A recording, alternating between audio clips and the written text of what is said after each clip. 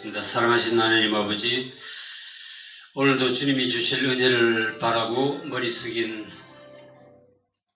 한 분 한 분 주님께서 그 마음을 만져주시고 또 위로해 주시고 복 주시기를 기도합니다. 주님, 우리 교회 공동체 가운데 믿음이 있게 하시고 또 사랑이 있게 하시고 우리 가운데 연합이 있게 도와주시기를 원합니다.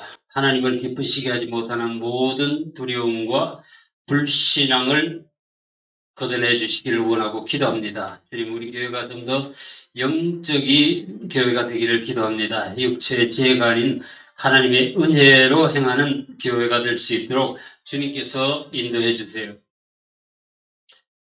주님, 교회가 성령 안에서 거룩함과 진실함을 회복할 수 있도록 도와주시고 또 우리가 서로를 향한 사랑과 섬김으로 넘치는 믿음의 공동체가 되기를 소원합니다.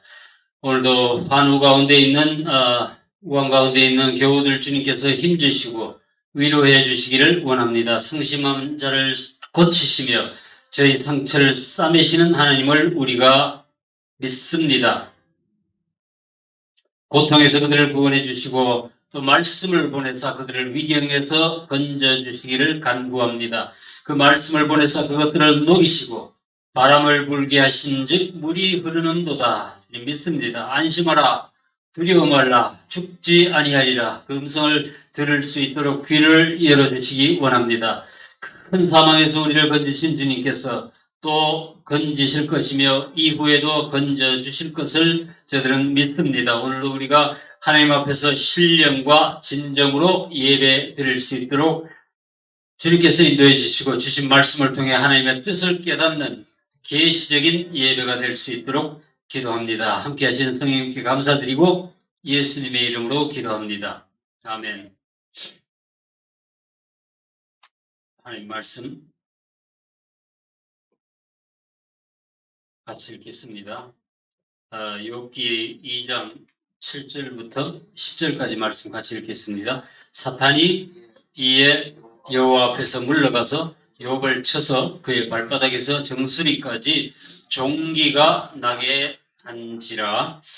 욥이 제 가운데 앉아서 질그릇 조각을 가져다가 몸을 긁고 있더니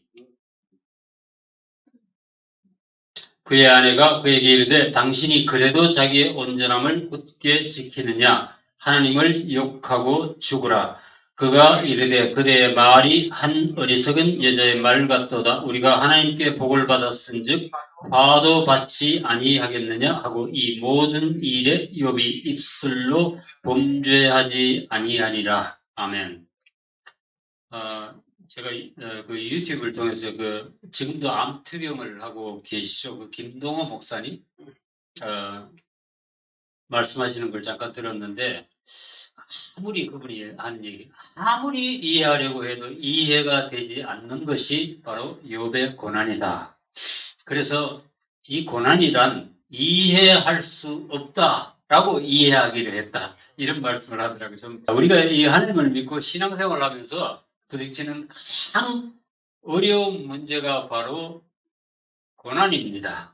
예, 내 인생에 고난이 있을 때 남들에게 내놓고 기도를 부탁하기도 하는데 그것도 잘하는 일이지만은 근본적으로 그 고난의 이유를 알지 못할 때 굉장히 갈등하고 힘들어합니다.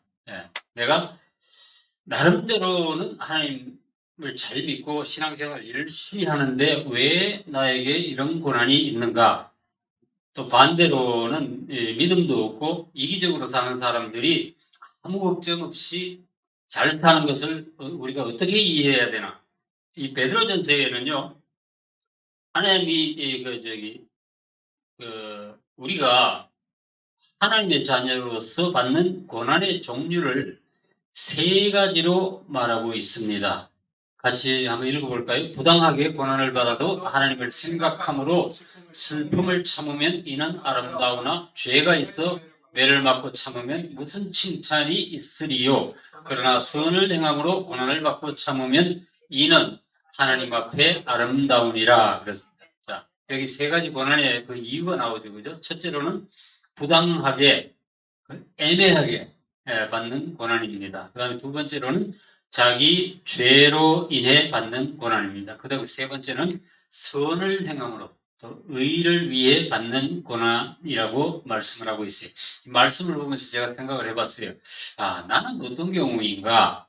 만약 오늘 내 삶이 고난이라고 정의한다면 그 이유는 어떤 항목에 해당이 될까? 사실 선을 행함으로 받는 고난은 거의 없다고 보는 것이 맞고요. 예수님도 의를 위해서 핍박을 받는 자는 복이 있다라고 말씀을 하셨지만은 가만히 보니까 그래요. 내가 의로운 척은 하지만은 핍박을 감수하고 의를 행하지는 않더라는 거예요. 예. 그냥 그리스도인으로서 적당히 품위 유지 수준이지 무슨 하늘의 상급을 받을 만한 의를 행하지는 않더라는 겁니다. 그러니까 의를 위한 고난은 거의 없다고 보는 것이 맞죠. 예.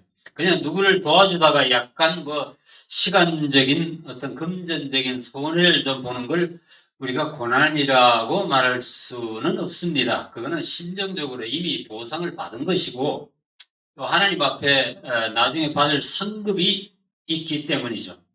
여러분들은 어떤지 모르지만 제 경우에는요, 거의 대부분이 고난의 이유가, 고난을 받는 것이 내 죄이거나 아니면 내 잘못된 선택, 아니면 내 어떤 부적절한 말, 아니면 어떤 욕심을 부리거나 성질을 못 참아서 오는 고난이더라는 거예요. 그런 게 바로 여기서 말씀하는 죄가 있어서 매를 맞는 케이스입니다.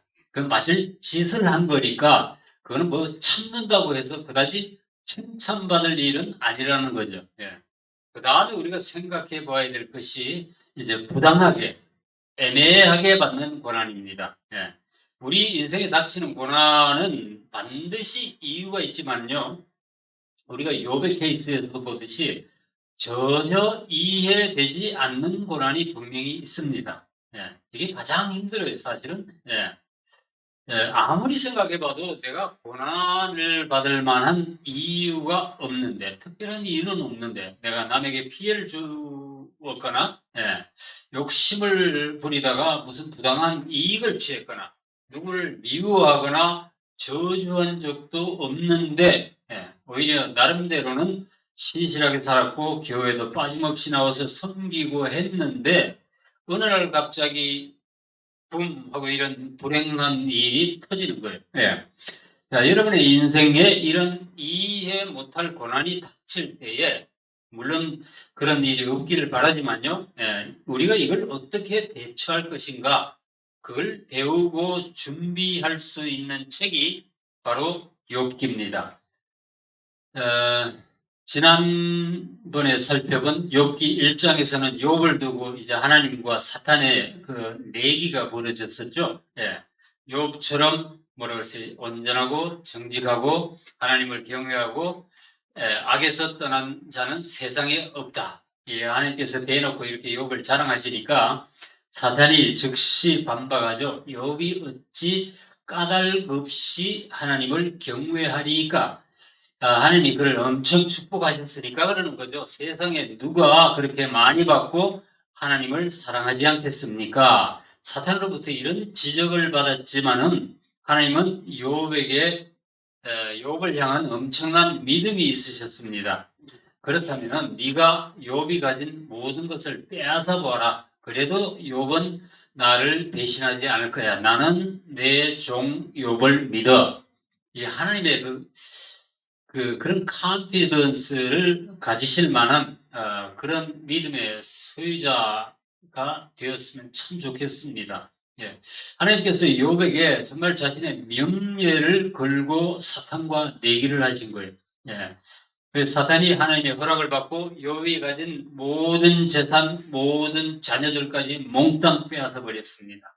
하루아침에 이런 엄청난 재앙을 당한 욥이 어떻게 했는가? 이 사탄의 기대와는 정반대로 욥은 땅에 엎드려 하나님을 경배합니다.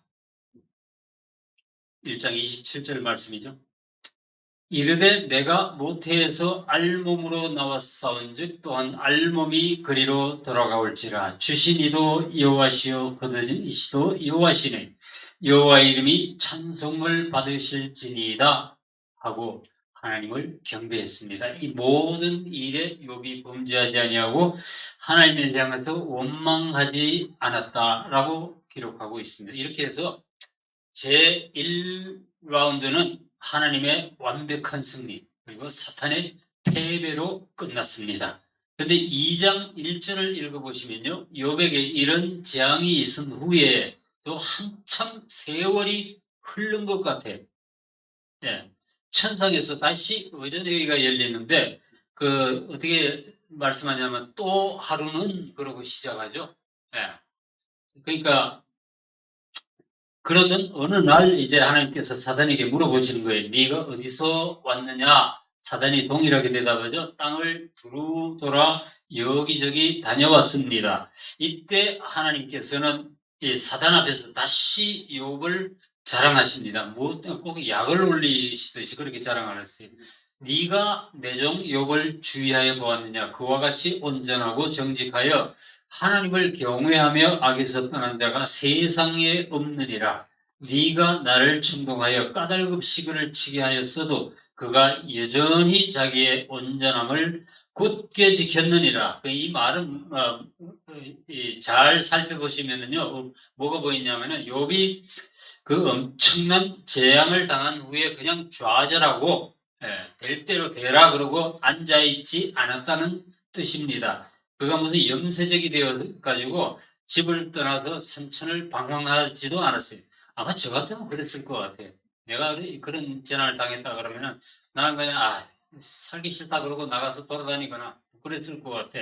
근데 욥은 다시 살아보겠다고 아내와 같이 그 무너진 집을 일으키고 남아있는 가축을 키우고 옛날처럼 회복해버리고 노력했던 것 같아요. 그렇게 보여요. 근데 이게 아무것도 아닌 말 같지만 굉장히 중요합니다. 예.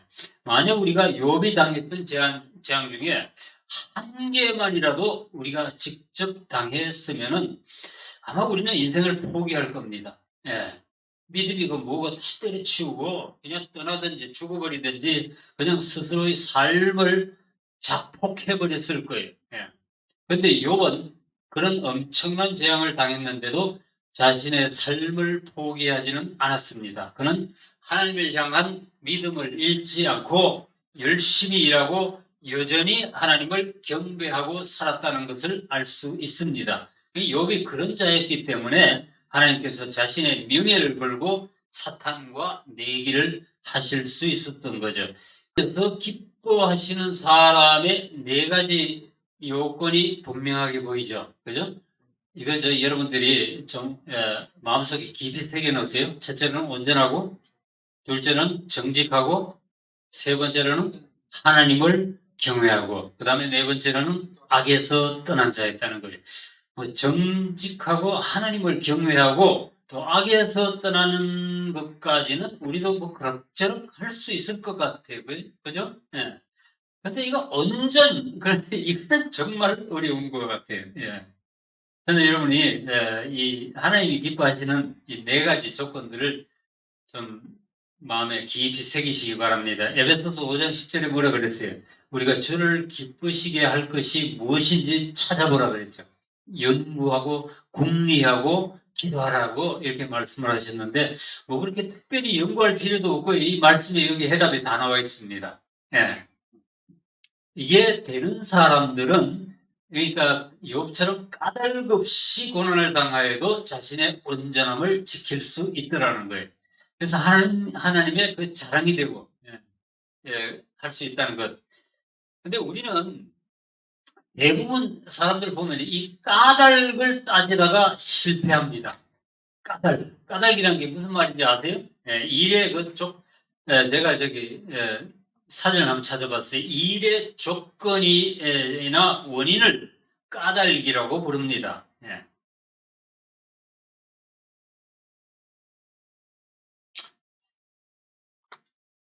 그 조금이라도 이 까칠까칠하면은 막 긁어야 되고 눈에 거슬리는 것들은 제거해야 되고 질기게 따져야 되는 우리의 모습.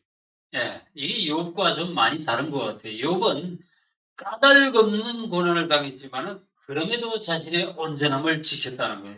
봐라, 네가 나를 충동해서 까닭 없이 그를 치게 했지만 이게 하나님의 욥에 대한 자랑이죠. 예. 여러분은 하나님께 대한 이런 까닭 없는 믿음을 가질 수 있기를 바랍니다. 예, 우리가 뭐 이해가 돼서 사실 하나님 믿는 거 아니죠. 예, 그런 거 아니잖아요. 따져봐야 우리가 얼마나 알겠어요. 조금 이해되지 않고 좀 불합리하고 불공정하고 예, 그런 것 같아도 나는 모르지만 하나님의 뜻이 있으시겠지 이러고 믿어주는 것이 바로 이 까닭없는 신앙인 것 같아요. 예. 자, 그러니까 여러분들은 까닭 때문에 넘어지지 마세요. 까닭에 넘어지지 마세요. 예, 저는 여러분들이 그런 까닭 없는 믿음 가지시기 바랍니다. 그런데 사탄이 좀 보면 집요한 데가 있어요. 한 번 물면은 절대로 놓지 않는 그 무슨 개 있죠? 예, 도타기는 그러는 예, 큰 싸우는 게 예. 하나님이 그렇게 욥을 칭찬하니까 사탄이 즉시 반문합니다. 정말 그럴까요?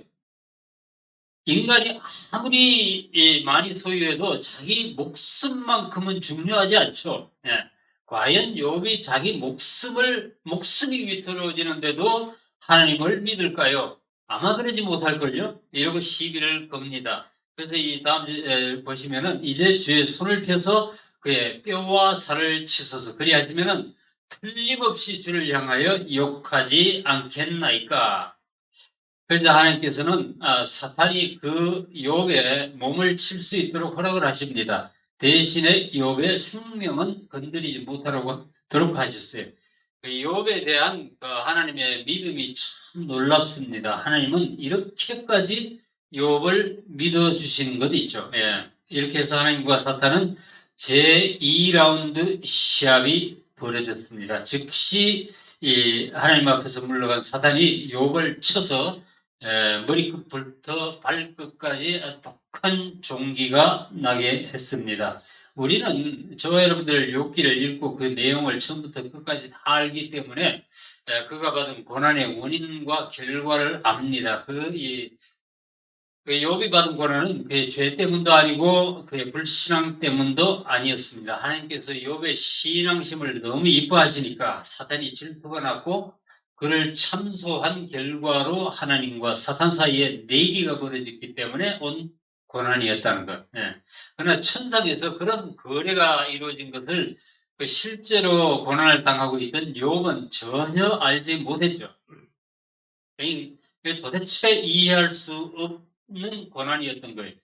우리에게 이런 고난이 닥쳤을 때 그 고난보다도 더 견디기 어려운 게 사실 주위 사람들의 반응이에요. 예. 욥이 극심한 고난을 받으면서 마지막으로 기대하고 또 기대고 싶고 위로받고 싶었던 사람이 누구였겠어요? 예. 평생을 함께하고 그가 가장 사랑하고 의지하는 아내가 아니었겠습니까? 예. 그 마지막 남은 그 한 사람 아내가 욥을 향해서 이 구절에 보면 이렇게 염장을 지르는 그런 말을 합니다. 그의 아내가 그에게 이르되 당신이 그래도 자기의 온전함을 굳게 지키느냐 하나님을 욕하고 죽으라. 예. 성경에 이름도 없이 단 한마디만 하고 영원히 사라져버린 사람 바로 욥의 아내입니다. 내가 이 말씀을 읽으면서 가장 먼저 눈에 띈 단어가 여기 있는 그래도라는 말이에요. 그래도. 네.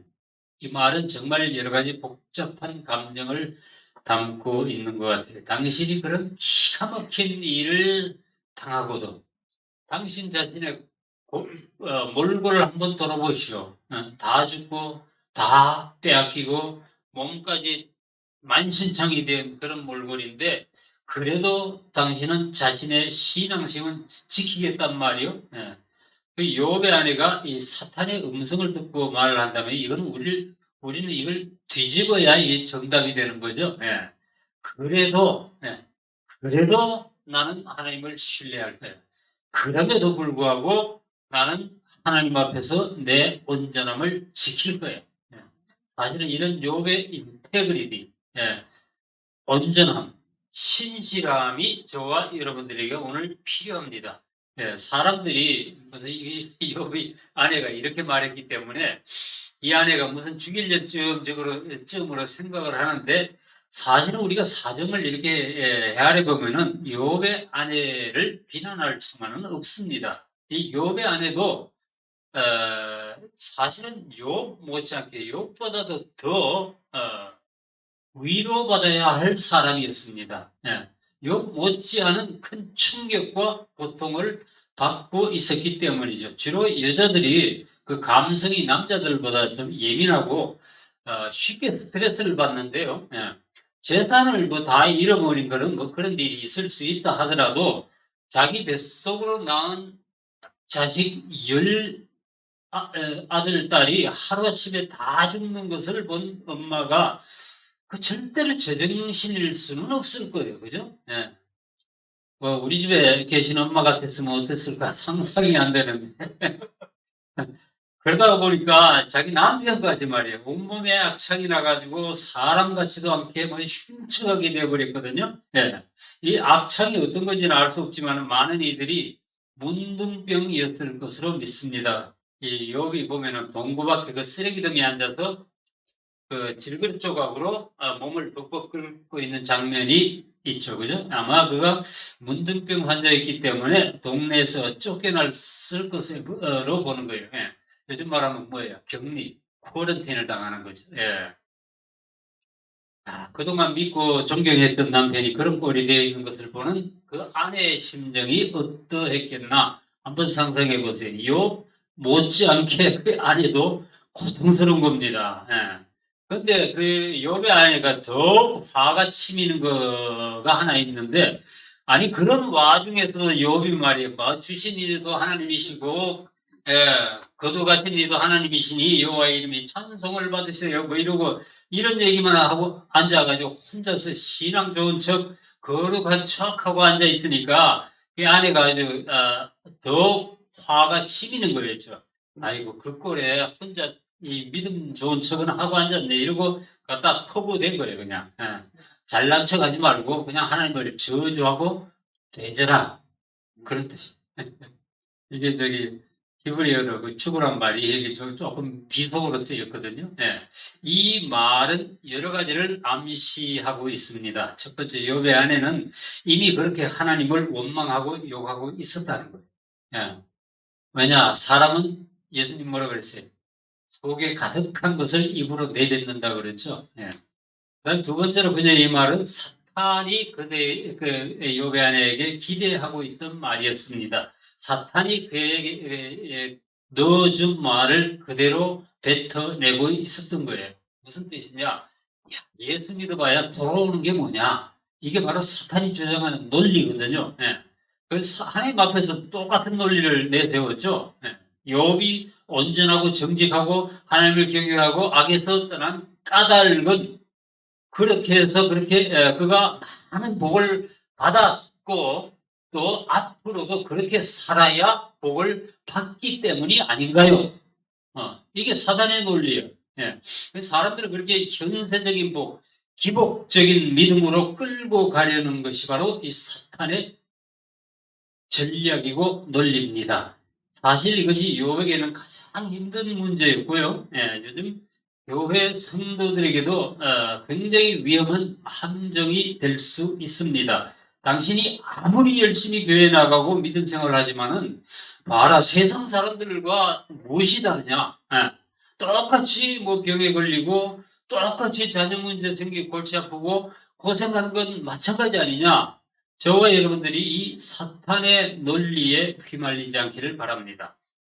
그런데 이 하나님께서는 사탄에게 왜 욥의 아내만은 건드리지 못하게 하셨을까? 이거 생각해 보셨어요? 자, 욥이 모든 재산을 잃고 모든 자녀들이 죽고 자신은 전신에 악창이 나서 엄청난 고난을 당하고 있는데 그 와중에서도 단 한 사람, 말짱하게 남은 사람이 있었죠. 예. 죽지도 않고 다치지도 않고 않았던 그 사람, 바로 욥의 아내입니다. 근데 그 생각해 보니까 나한테 첫 번째 들어온 생각은 뭐였냐면은 그 아내가 욥을 위로해 주도록 하기 위해서였을 것이다. 하나님은 그 아내가 남편의 고통을 이해해 주고 위로해 주라고 사탄이 그녀만은 치지 못하도록 막으셨지 않을까. 어떤 때에는요, 세상의 어느 누구보다도 자기 배우자의 목소리만이 위안이 됩니다.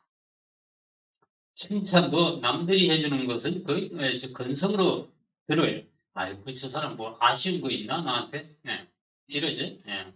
그러나 자기 아내가 칭찬해 줄 때는 그냥 하는 말인 것 같은데 어쩐지 믿어지고 정말 좀 기분이 으쓱해지는 거 있죠. 예. 하루 종일 그냥 밖에서 힘들게 일하고 집에 돌아왔을 때 그 아내의 따뜻한 말 한마디가 모든 피로를 풀어줍니다. 정치인들이나 좀 유명한 사람들이 있죠. 그런 사람들은 언론에 노출이 많이 되기 때문에 비난의 대상이 되기 쉽습니다. 그런데 세상의 모든 사람들이 자신을 비난하고 손가락질하고 욕을 하더라도 그가 집에 들어왔을 때 아내가 따뜻하게 맞아주면서 나는 당신을 믿어. 이렇게 말해준다면은 그 남편은 다시 일어설 힘을 얻는 거예요. 예. 사실은요, 그러라고 하나님께서 배우자를 주신 거예요. 예. 그게 배우자의 역할이고, 그래서 가정이 소중한 겁니다.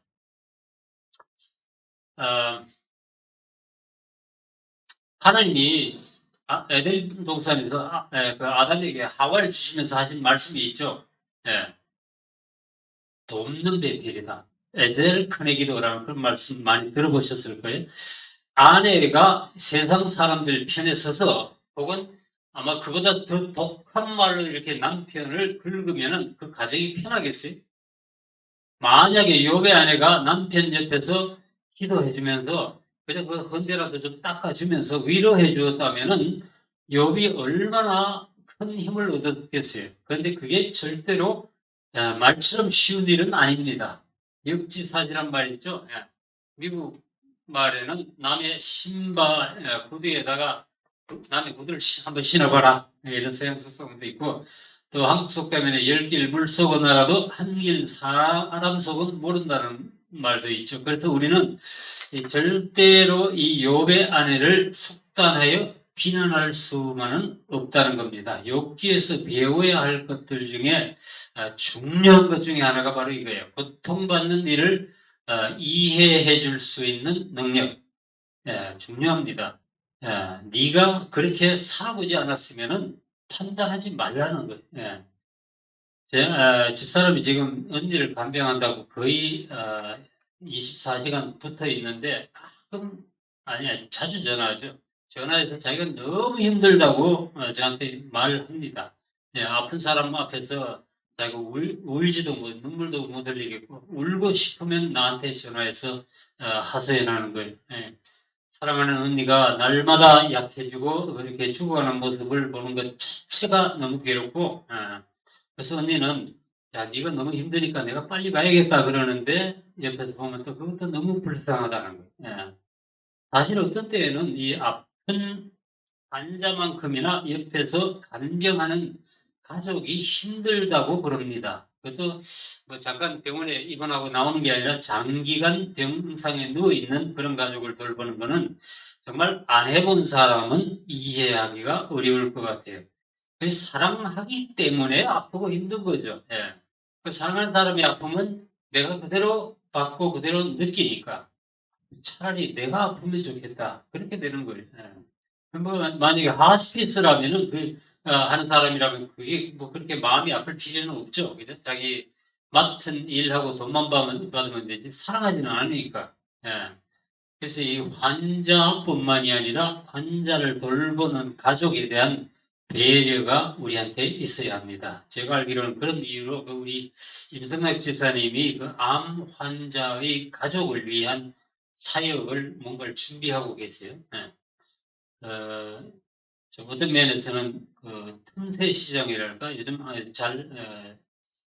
아무도 안 하는 일들인데 중요한 일이라고 저는 생각합니다. 근데 아쉽게도 이 욥의 아내는 하나님의 뜻을 이해하지 못하고 그 돕는 대필의 그녀의 자리를 지키지 못했습니다. 결국 그녀는 고난 가운데 있는 남편을 향해서 악담을 퍼붓고 사라졌습니다. 그래서 세계 3대 악처로 이름을 남기게 됐죠. 네. 3대 악처가 누군지 아시죠? 그죠? 소크라테스의 아내 크란테페라고 그러는데 그 여자는 소크라테스가 바깥에 창문 곁에 앉아 있는데 창문을 열고 물 갖다 확 끼얹었어요. 소크라테스가 뭘 그랬어요? 저 바람 불고 천둥 치더니 뭐 비도 오지. 그러고는 웃고 지나갔다는 거예요. 그리고 톨스토이 아니야 소피아, 그죠?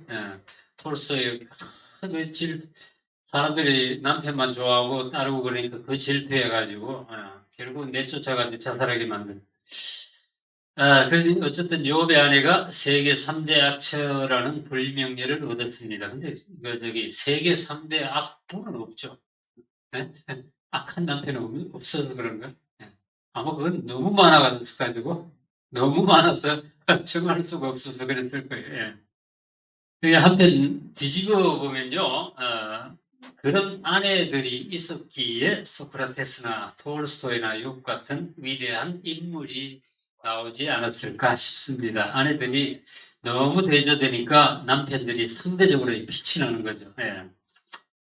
당신이 좋은 아내를 만나면 행복할 것이다. 만약 악처를 만나면 철학자가 될 것이다. 이건 누구 말이냐? 소크라테스가 한 말입니다. 욥의 아내는 하나님이 주신 그 사명을 잊어버리고 악처로 이름을 남겼습니다. 그 욥의 아내와는 대조적인 행동을 한 이가 있는데 종교개혁자 마틴 루터의 아내 이름이 카타리나죠. 예. 그 종교개혁을 시작할 때 마틴 루터가 굉장히 생명의 위협을 많이 받고 달달 떨고 시달리고 잠도 못 자고 그랬습니다. 예. 그런 남편을 본 그의 아내 카타리나가 아무 말 없이 하루는 루터 앞에 나타났는데 검은 상복을 입고 나타났어요. 루터가 아니 누가 죽었기에 상복을 입었어? 그러고 물었어요. 그랬더니 그 아내가 아니 하나님이 돌아가셨죠? 그러지 않고서 당신이 그렇게 낙담할 리는 없잖아요. 이렇게 지혜로운 좀 상징적인 행동이지만 지혜롭죠, 그죠? 루터의 아내는 남편의 영적 시련을 격려했다고 그럽니다. 자, 아내로부터 그런 욕을 얻어먹은 욥은 요즘 말로 하면은 좀 쿨한 남편이었던 것 같아요. 예. 옛날에 어렸을 때 그런 얘기를 많이 듣고 자랐는데, 여자와 소인배는 갈지 말아라. 예. 그런 말이 있었는데, 자신의 고통을 이해해 주기는커녕 앞에서 막말을 해대는 아내를 향해서 욥은 그래도 자세가 흐트러지지 않았습니다. 다음 절에 보시면요. 그가 이르되 그대의 말이 한 어리석은 여자의 말 같도다. 우리가 하나님께 복을 받았은즉 화도 받지 아니하겠느냐 하고 이 모든 일에 욥이 입술로 범죄하지 아니하니라. 아까 우리가 살펴본 것처럼 욥은 그럼에도 불구하고 의신앙을 가진 사람이었습니다. 그는 하나님 앞에서 사는 신앙, 코람데오를 실천한 사람이었죠. 남편들이 보통은 아내 말을 잘 들어야 잘 됩니다. 가정이 편하고.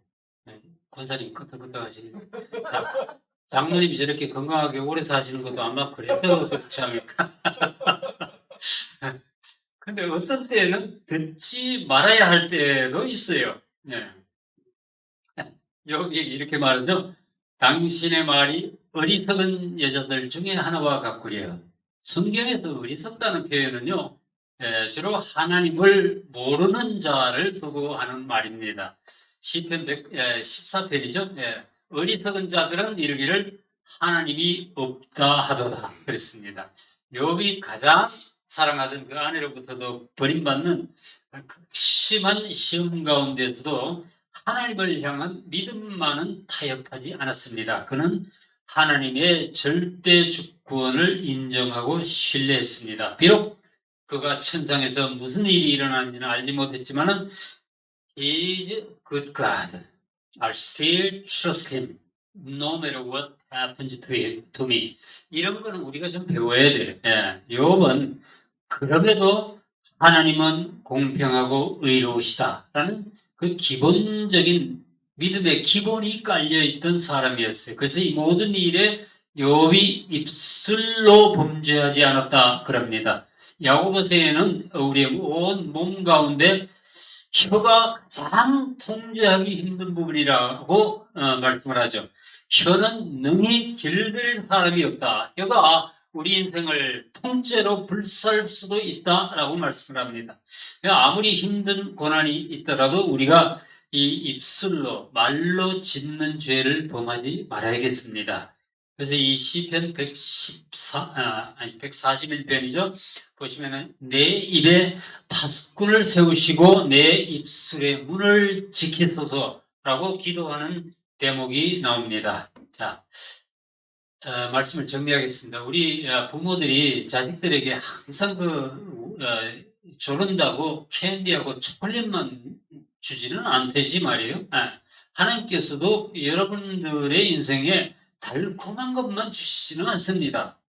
쓴 것, 단 것을 이렇게 적절히 섞어서 주시는데 거기에는 이유가 있습니다. 전도서 7장 14절 말씀을 보시면 형통한 날에는 기뻐하고 곤고한 날에는 되돌아보아라. 제 성경에는 곤고한 날에는 생각하라 그랬습니다. 이 두 가지를 하나님이 병행하게 하사 사람이 그의 장래일을 능히 헤아려 알지 못하게 하셨느니라. 왜 하나님께서 우리에게 형통한 날과 곤고한 날을 섞어서 주시는가? 우리가 스스로의 장래일을 헤아려 알지 못하게 하시기 위해서다.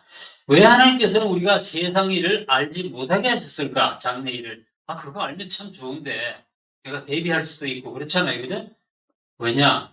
우리는 믿음으로 살아야 하는 존재이기 때문입니다. 욥처럼 우리가 까닭없는 고난을 받을 때에도 마찬가지예요. 저와 여러분의 인생에 고난이 있을 때 욥처럼 끝까지 하나님을 신뢰하고 믿음을 지킬 것인가? 아니면 그 아내처럼 사탄의 논리에 동조하여 실패한 것인가? 이게 우리의 선택인 거예요. 예수 믿으면서 이 고난받는 것 자체만 해도 좀 억울하잖아요. 그죠? 그런데 이 고난은 고난대로 다 받고 그러고도 시험에 빠지는 이 욥의 아내처럼 어리석은 짓은 저지르지 말아야겠다는 거예요. 우리가 인생을 살면서 고난을 피할 수는 없습니다. 고난으로부터 면제받은 그리스도인들도 없습니다. 그러나 저와 여러분들에게는 욥이 누리지 못했던 특권이 하나 있습니다. 바로 그리스도로부터 오는 위로예요. 고린도후서 1.5절 말씀을 읽고 말씀 마치겠습니다. 그리스도의 고난이 우리에게 넘친 것 같이 우리가 받는 위로도 그리스도로 말미암아 넘치는도다. 사람으로부터는 진정한 위로를 기대하기 어렵습니다. 욥은 가장 고통스러운 순간에 가장 가까운 사람, 가장 사랑했던 아내로부터 그런 언어 폭력을 당했어요. 말로도 여러분 때릴 수 있습니다. 여러분들에게 그리스도의 이런 위로가 넘치시기를 축복합니다. 주님께서는 우리를 위해 미리 고난받으시고 우리가 겪을 그 아픔을 다 겪으셨는데 우리가 주님의 십자가를 바라보면서 우리 그걸 극복할 수 있도록 하기 위해서. 특별히 오늘 질병으로 또 경제적으로 깨어진 어떤 인간관계로부터 고난당하는 분들에게 이런 하나님의 위로하심이 넘치기를 주님의 이름으로 축복합니다. 같이 기도하시겠습니다. 사랑하신 하나님 아버지, 우리 가운데 고난당하는 자들에게 주님의 만지심과 위로가 있으시기를 기도합니다. 특별히 까닭없는 이해할 수 없는 고난을 겪는 분들이 있습니다. 이분들이 하나님의 인도하심을 믿고 끝까지 신뢰할 수 있는 믿음을 주시기를 원하고 기도합니다. 욥처럼 우리도 충동하는 사탄의 음성에 속지 않게 도와주시고 그리 아니하실지라도 그럼에도 불구하고 하나님을 믿고 그분의 섭리를 순종하는 저들이 되게 도와주시기를 원합니다. 우리가 욥기를 통해 인생을 좀 더 폭넓게 배우고 하나님을 더 깊이 알기를 소원합니다. 마음을 열고 하나님의 말씀을 받아들일 수 있도록 우리 마음밭을 주님께서 기경해 주시고 더 깊게 말씀의 우물을 파고 더 풍성한 생명을 얻는 우리들 되도록 도와주시기를 원합니다. 우리가 붉은 거는 어쩔 수 없지만은 두려움은 하나님의 계심을 신뢰함으로써 극복할 수 있을 줄 믿습니다. 오늘 우리 가운데 모든 두려움을 없애 주시기를 원하고 기도합니다. 인도하신 성령님께 감사드리고 예수님의 이름으로 기도합니다. 아멘.